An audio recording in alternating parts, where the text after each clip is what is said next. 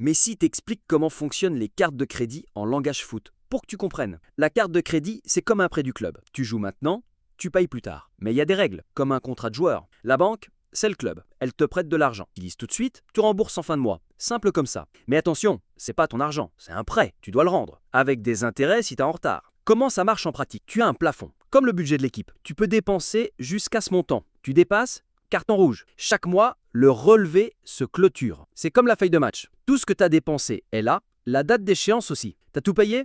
Parfait. Le jeu continue. T'as payé juste le minimum?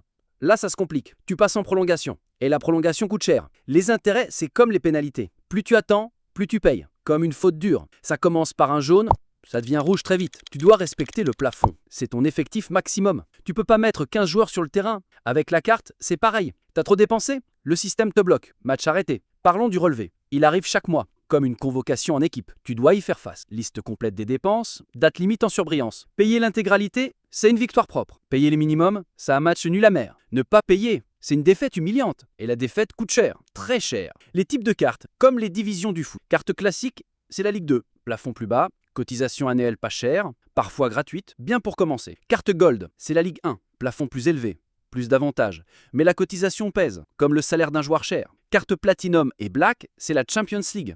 Plafond élevé, salon VIP, assurance voyage, mais ça coûte une fortune, seulement pour ceux qui peuvent. Les avantages, les buts de la carte. Programme de points, c'est comme être meilleur buteur. Chaque achat rapporte des points, t'en accumules assez, tu les échanges contre des cadeaux. Le cashback, c'est comme une passe décisive. Une partie de l'argent revient. Tu dépenses 100 €, 2 reviennent. C'est mieux que rien. Le paiement échelonné sans frais, c'est une tactique bien rodée. Tu divises l'achat, tu payes petit à petit, sans coût supplémentaire. Mais il faut planifier. Les dangers, les cartons rouges. Le crédit revolving, c'est une blessure de fin de carrière. Taux d'intérêt énorme, plus de 20% par an. Pire que rater un penalty en finale. L'achat impulsif, c'est comme tirer du milieu de terrain tout le temps. Ça paraît facile, mais tu rates plus que tu marques. Le relevé arrive lourd. Payer seulement le minimum, c'est jouer en défense tout le temps. Ça ne résout rien. La dette grandit, devient une boule de neige. Conclusion. La carte de crédit, c'est un outil. Comme de bons crampons. Ça aide si tu l'utilises bien. Ça gêne si tu ne sais pas. Paye toujours le total. Fuis le revolving. Utilise les avantages. Contrôle tes dépenses. C'est tout.